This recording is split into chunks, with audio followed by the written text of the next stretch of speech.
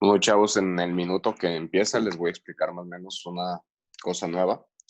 Resulta que es posible que ahora sí se nos corte los 40 minutos. Entonces, en caso que se nos llegue a cortar los 40 minutos, nos volvemos a meter al mismo número y con la misma contraseña, ¿va? Nada más eso. Y en la asesoría de mañana, posiblemente, bueno, ¿saben qué? Mejor me espero a dárselos más tarde, ese aviso. Primero hay que ver qué onda. Muy bien, chavos, ya son las 18. ¿Me escuchan? ¿Sí me escuchan todos? ¿Todo bien? Sí. Perfecto. Bueno, pues ya vamos a iniciar con la asesoría de hoy. Hoy vamos a hablar sobre, pues como ya les había dicho, la hemorragia tubo digestivo, tanto alto como bajo, diarrea aguda y crónica, síndrome de intestino irritable y enfermedad inflamatoria intestinal. Realmente estos temas están bien fáciles, por lo mismo le vamos a añadir hiperbilirruinemias, que es otro tema realmente también fácil, para que se preparen y mañana vamos a ver hepatitis junto con la serología. Es importante que esa clase, si van a faltar algún día, que no sea esa, porque la serología es algo muy importante y es algo que va a venir en abundancia en su examen. Y esperemos que venga en abundancia porque es lo más fácil y son preguntas regaladas. Bueno, entonces empecemos. Vamos a hablar sobre la hemorragia tubo digestivo, ¿va? Muy bien, la hemorragia tubo digestivo.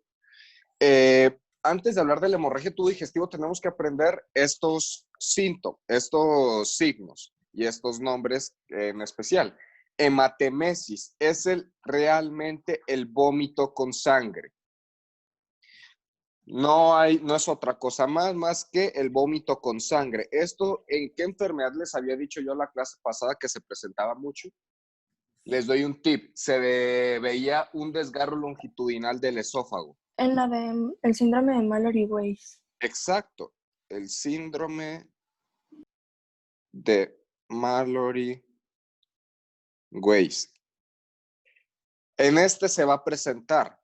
Y recuerden que el síndrome Mallory-Weiss, ¿en qué paciente se encontraba principalmente? Alcohólicos.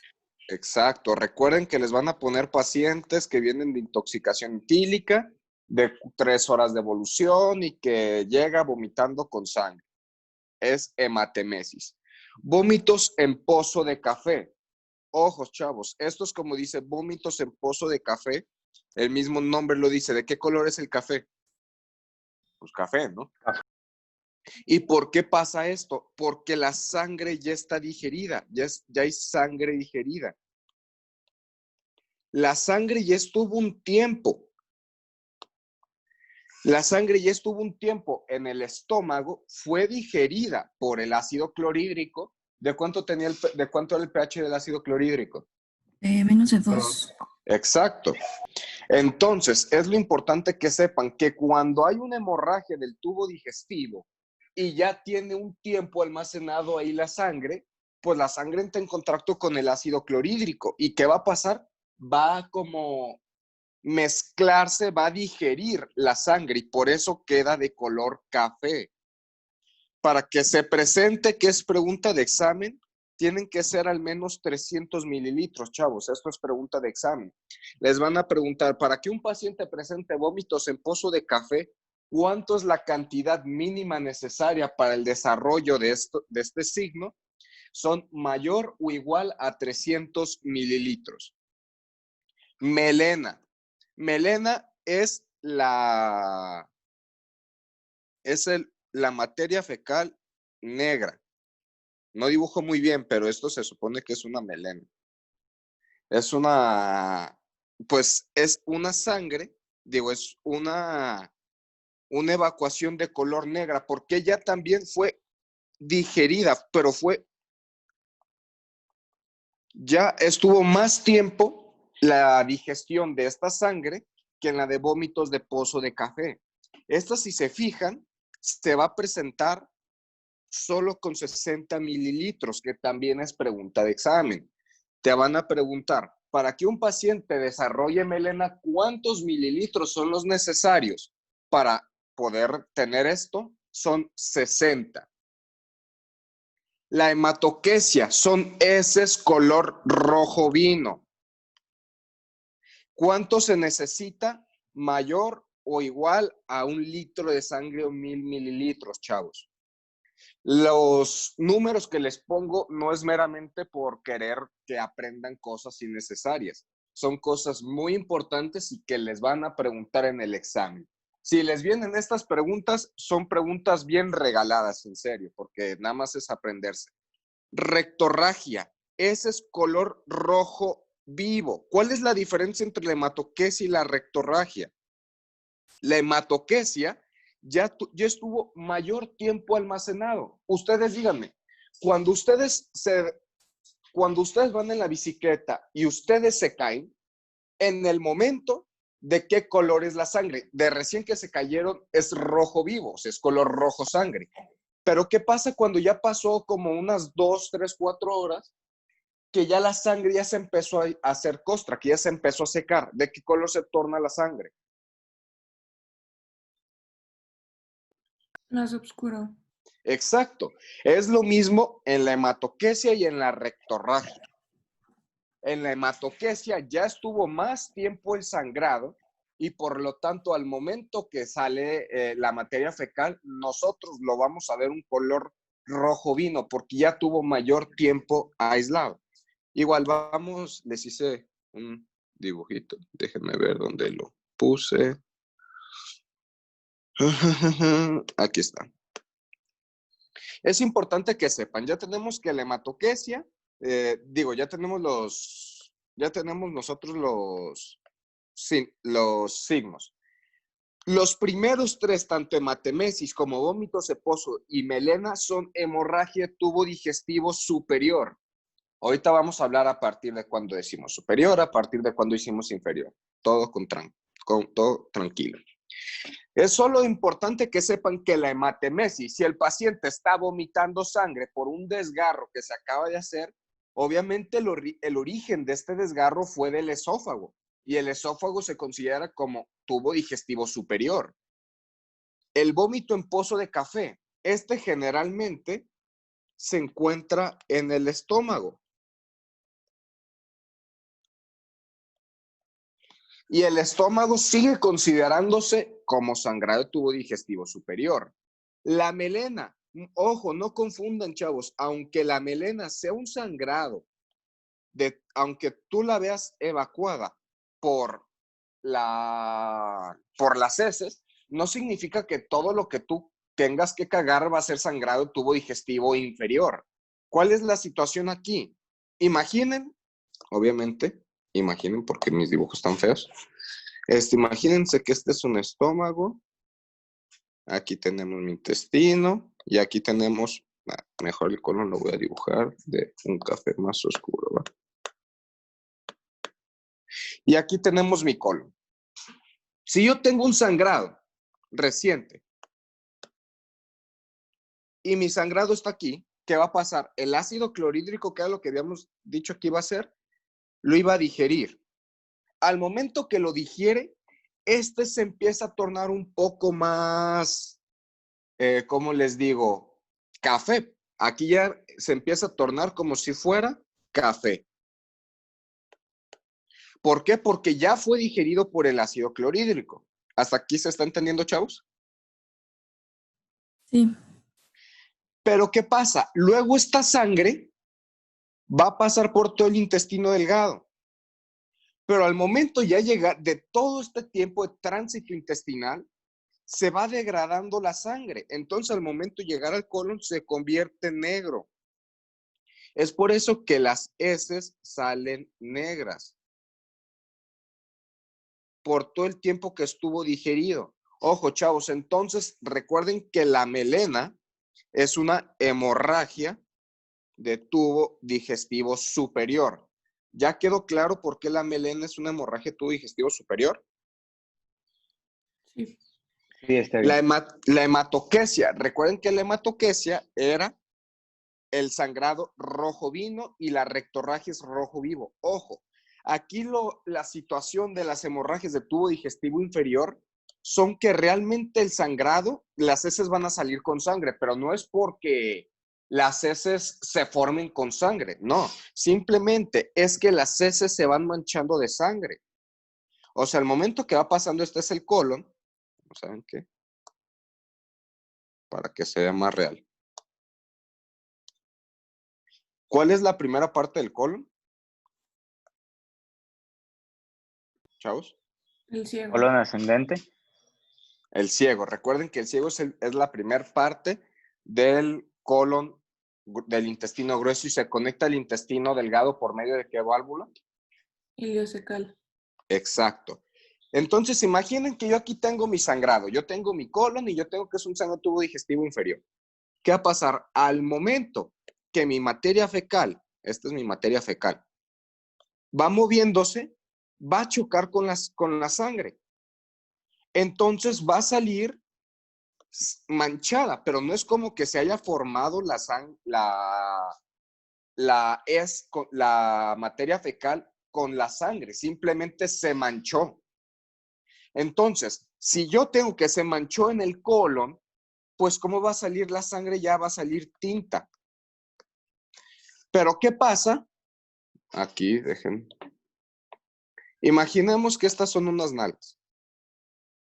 No lo está. Así en algodón. Imaginemos que estas son unas nalgas. Y el paciente tiene unas hemorroides. Estas son hemorroides. Al momento que la materia fecal va a salir y las hemorroides están sangradas, ¿qué va a pasar? La materia fecal va a salir, pero manchada de sangre. ¿Y cómo va a ser? La sangre va a ser viva. Ay, caray. Va a ser un rojo vivo. ¿Se entendió por qué? Porque aquí literalmente se manchó cuando salía. Y en la hematoquesia se manchó antes de salir. ¿Se está entendiendo por qué uno es rojo vivo y otro es rojo tinto? Sí. Muy bien, entonces vamos a seguir. Vean la hematoquesia, no, disculpen la calidad, pero vean, es un rojo vino, no es como tal, pues un rojo vivo, y es un rojo vivo, es un rojo vino, perdón. Y la melena, ¿cómo se las van a preguntar en el examen? Que es chiclosa. Ay, caray. Que es chiclosa. Si es chiclosa, es característico de la melena. ¿Y a qué se parece? No sé si han visto ustedes creo que se le conoce como choclo, no recuerdo cómo se le conoce, pero cuando van poniendo, por ejemplo, en periférico, que siempre lo están arreglando, siempre están como remodelando la calle. Entonces le ponen como un material negro, no sé si ubican este material, que solo como lo rellenan. Sí, sí. A esto ¿sí se llama choclo? Creo que sí. Así es como se los van a referir. Son muy olorosas, ojo.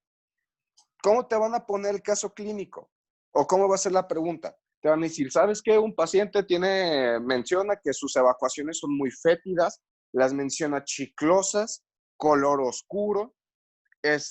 ¿A partir de cuántos mililitros de hemorragia tiene que presentar el paciente para estar presentando este signo?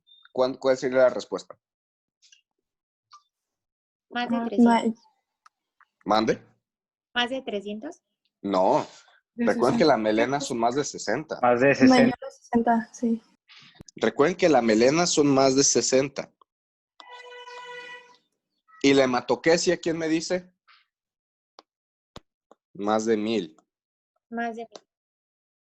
Entonces vean la diferencia. La hematoquesia se presenta o sea, para que se presente tiene que ser con mayor cantidad, y la melena es el sangrado digestivo que se presenta con menos cantidad. Vamos viendo la hematemesis. ¿Qué era la hematemesis? Pues el vómito con sangre. Vómito. Exacto. ¿Qué paciente lo presenta? Los de síndrome de Mallory-Weiss. Exactamente. Y aquí se ve cómo está el esófago todo desgarrado, ¿va? Ahora vamos a hablar de la hemorragia tubo digestivo como tal. La hemorragia tubo digestivo, para que se presente. Ojo, chavos, algo que se me olvidó decirles. Esto no es el esófago, esto es el recto. Se me olvidó escribírselos. Si se fijan, esto está manifestando la rectorragia. Vean cómo está la sangre acumulada, como les digo. La materia fecal no sale con sangre. O sea, no se forman con sangre. Simplemente se mancha. Vean aquí cómo están las paredes. Vean cómo están las paredes del recto. Entonces, al momento que va pasando la materia fecal, pues sí, al momento que va pasando la materia fecal, se va a manchar con todo esto, con toda la sangre que está aquí. ¿Se entendió? Muy bien, vamos a hablar de la clasificación de las hemorragias. Esto es importante que se aprendan, más bien que entiendan, porque si lo entienden es fácil. Se van a dividir por tiempo de evolución, agudo y crónico. ¿Cuál es la diferencia entre el agudo y crónico? Aparte del tiempo de evolución. Que el crónico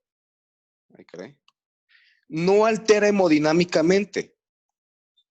No alteraciones hemodinámicas. Y en el agudo sí hay alteraciones hemodinámicas. ¿Por qué? Porque cuando un paciente, imaginen ustedes, un paciente tiene una úlcera péptica. ¿Cuál úlcera péptica era la más común? Duodenal. Exacto, la duodenal. La duodenal es la úlcera péptica más común y recuerden que esta se caracteriza porque te levanta en la madrugada. Ojo, chavos, esa pregunta siempre la he visto. Un paciente que se levanta en la madrugada por dolor de panza a nivel de epigástrico, ¿qué sospecha? Que tiene úlcera duodenal. Imaginen que un paciente tiene una úlcera y está constantemente perdiendo sangre. Pues él se va a acostumbrar a eso. Entonces realmente va a tener una hemoglobina baja, pero el paciente va a estar acostumbrado a esos niveles de hemoglobina. En cambio, un paciente que llega, le meten un balazo, la pérdida va a ser súbita. Entonces, este paciente sí va a tener una alteración hemodinámica. ¿Se entendió por qué uno y por qué otro no? Sí. Bueno, vamos a hablar de la localización de lo alto y lo bajo. Todo se va a basar con el ángulo de Treitz. Este es el ángulo de Treitz. Lo importante que ustedes tienen que saber del ángulo de Treitz es nada más ni de dónde inserta ni a dónde termina, porque las bibliografías varían mucho de eso. Es un ligamento y es un ángulo imaginario. Por eso les digo que va a variar, porque es un ángulo imaginario. Entonces, muchos autores estaban diciendo, no, inician el duodeno y terminen terminen el ciego. Otros te van a decir que empiecen el yeyuno y que terminen el ciego. O sea, entonces, realmente nada más con que se sepan que es el ligamento de Treitz y es un ángulo imaginario, con eso. Si está por arriba del ángulo de Treitz, es una hemorragia de tubo digestivo superior. Si está por debajo, es una hemorragia de tubo digestivo inferior. ¿La melena de cuál era? ¿Superior o inferior? Superior. Exacto. Porque es una pregunta que pues la suelen poner trampa y todos creen, como está sacando la materia fecal negra, pues va a ser un hemorragia digestivo inferior. La gravedad, leve, moderada y grave. Esta realmente se va a mencionar, pero no le recomiendo yo que la estudien a fondo. Solo con que se sepan los datos más característicos, porque esos no me ha tocado ver que lo pregunten, ¿va? Entonces, ¿de acuerdo a qué clasificamos si era alto o bajo? Por el ángulo de Treitz. Exactamente. Ahora vamos a hablar de la hemorragia tubo digestivo superior, ¿va? Muy bien, vamos a hablar de la hemorragia de tubo digestivo superior. Es bien fácil entender Esta se va a dividir en dos. Se va a dividir en la varicial, que la varicial puede ser esofágica o puede ser gástrica. o puede ser no varicial.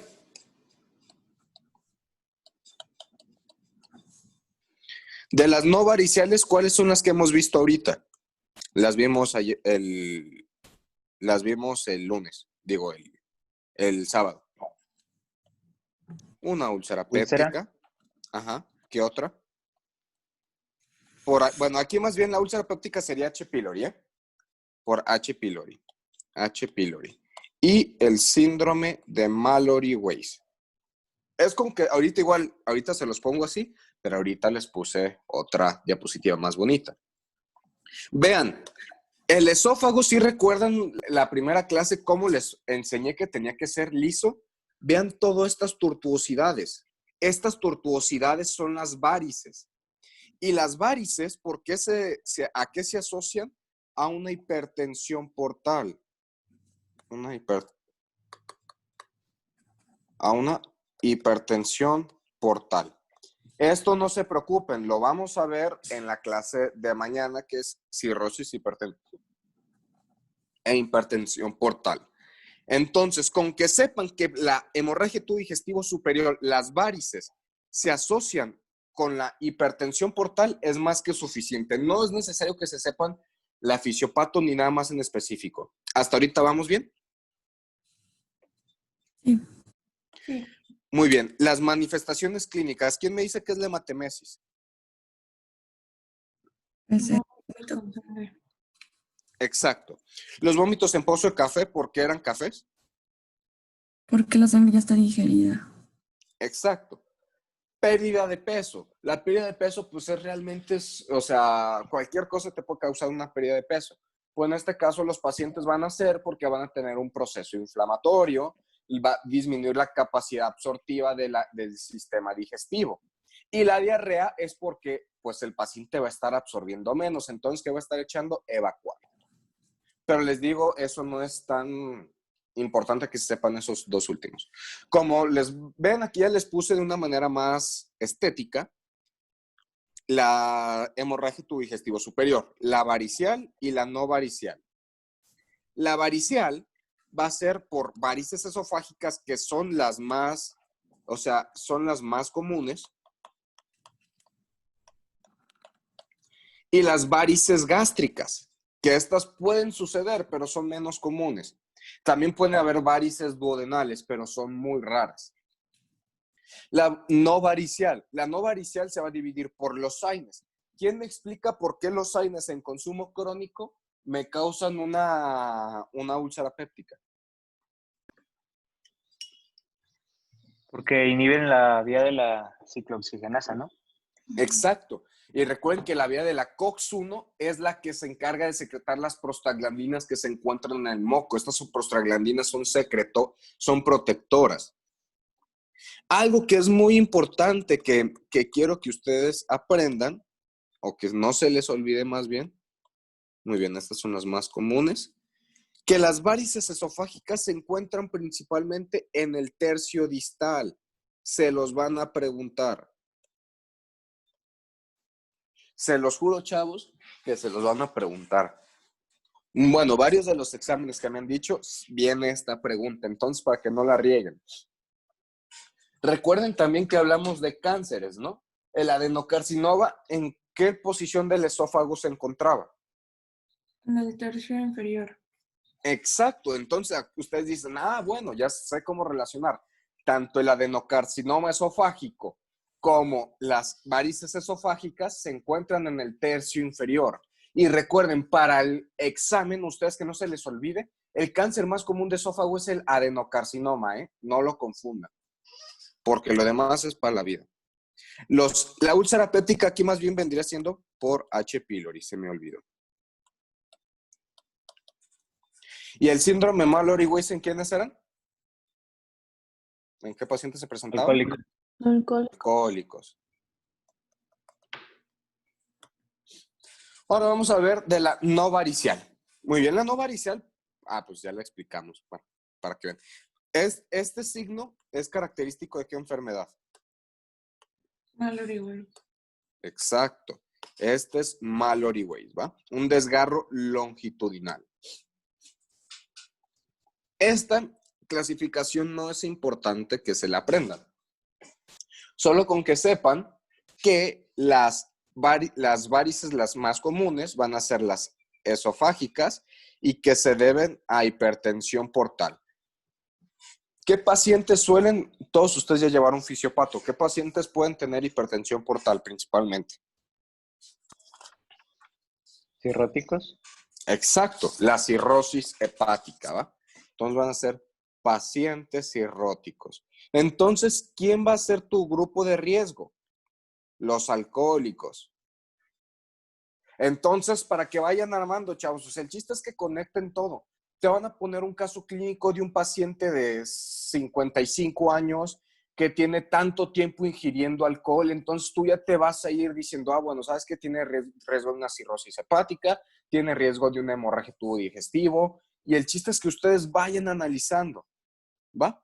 Y si les dicen que un paciente cirrótico tiene hemoptisis, ustedes ya casi ya saben que son por varices esofágicas. Entonces, es muy fácil gastroenterología, chavos, solo es relacionar.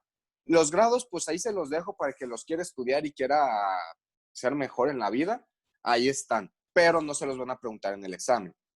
A mí me gusta porque realmente es bien fácil, o sea, el primero son menos de 2, el segundo son de 3 a 4, el tercero son mayor a 4, y el 4 es cuando ya llegan a varices gástricas y duodenales. O sea, es muy fácil realmente aprenderse. El tratamiento este sí se los van a preguntar así como se los puse, por eso se los escribí de esta manera. El tratamiento van a ser beta bloqueadores, el que gusten y quieran darle, o ligaduras. Vean, estas son las ligaduras, chavos. Vean cómo está aquí esto. Está ligada. ¿Sí ven? Esas ligaduras lo que van a hacer es que al momento que tú tengas la varice, ¿qué le vas a hacer? Le vas a quitar el riego sanguíneo. Porque imaginemos, si esto es mi varice, ¿no? Supongamos que esto es mi varice. Y aquí le está llegando la sangre. Si yo llego y le corto, si yo llego y la aprieto, esta sangre, ¿qué va a pasar? Pues no va a poder llegar y va a salir, no va a poder llegar y va a salir. Es por eso que se mueren, digámosle. Se mueren porque si no tienen un riego sanguíneo, ¿cómo se van a formar? Entonces recuerden, prevención de sangrado, beta bloqueadores y ligaduras. Ahora, el tratamiento cuando el paciente ya está sangrando, lo que le vas a hacer va a ser una escleroterapia, una ligadura o un farmacológico. El tratamiento de elección el tratamiento médico de elección para el sangrado agudo va a ser el octreótido. Ojo, chavos, la pregunta les digo que en gastro te quieren lastimar. Entonces no te van a poner octreótido, te van a poner, usted tiene un paciente que tiene una hemorragia activa. Te van a poner de opciones beta bloqueador y ese te puede sonar porque el beta bloqueador dices, yo sabía que lo usaba. Pero recuerda que el beta bloqueador es cuando tú ya ves que un paciente tiene riesgo de sangrar y dices, ¿sabes qué? Para que no sangres, déjate de un beta bloqueador. Le das un beta bloqueador, le das ¿qué le podemos dar? Un esteroide o le podemos dar un antagonista de las prostaglandinas o le podemos dar un análogo de la somatostatina. La respuesta ahí sería un análogo de la somatostatina, porque el octreótido es un análogo de la somatostatina.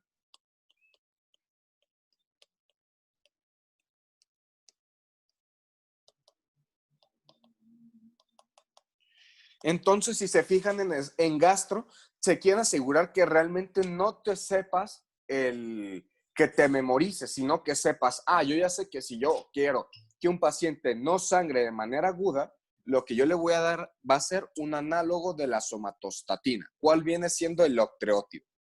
El prevención de resangrado va a ser endoscópico o farmacológico.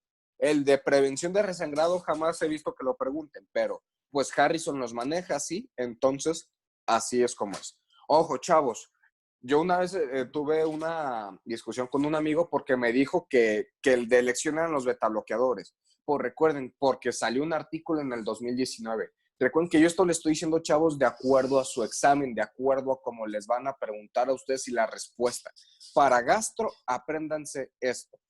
Si alguno de ustedes ya encontró otra información, con gusto, pásenmela. Me gusta aprender todos los días cosas nuevas. Ahora vamos a hablar de la hemorragia tubo digestivo inferior. La hemorragia tubo digestivo inferior, ¿cómo lo podemos decir? ¿No vean? La hemorragia tubo digestivo inferior, ¿en qué nos basamos para decir que es inferior? El ángulo de Treitz. Por debajo del... Exacto.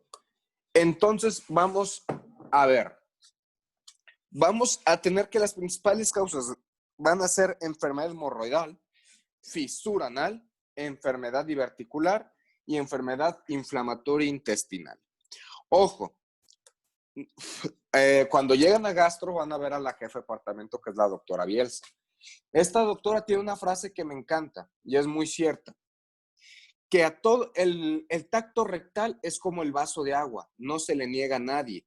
Por lo tanto, ella misma te está diciendo casi la respuesta. Si un paciente tiene una hemorragia, lo primero que vas a hacer antes de meterle un endoscopio, hazle tacto rectal. Por eso se los puse en mayúsculas. Siempre hacer tacto rectal, ¿va? A menos, ¿en qué momentos no se va a hacer tacto rectal de primera instancia?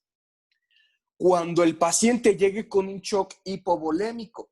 Porque no, el paciente se está muriendo, no es lo primero que le vas a hacer, no le vas a meter un dedo en el ano. Le vas a hacer primero salvarlo, ya después le metes el dedo, pero primero lo salvas. Recuerden, primero está la vida y ya después vemos la etiología. La enfermedad hemorroidal va a ser la principal causa de sangrado tubo digestivo inferior en pacientes adultos, jóvenes adultos. La fisura anal va a ser la principal en pacientes pediátricos. Y la enfermedad diverticular va a ser la principal causa de sangrado tubo digestivo en pacientes de la tercera edad, que no se les olvide. Aquí vemos las hemorroides. Disculpen, chavos, si están desayunando, no, pero pues estamos en medicina, no nos tienen que asustar ni nos tiene que dar asco estas imágenes, porque las vamos a ver seguido. Acá nosotros vemos las hemorroides. Vean cómo están la protrusión. Es una protrusión, obviamente este es un caso pues muy marcado, pero pues para que se den una idea de cómo tienen que ser, ¿va? Esto es una fisura.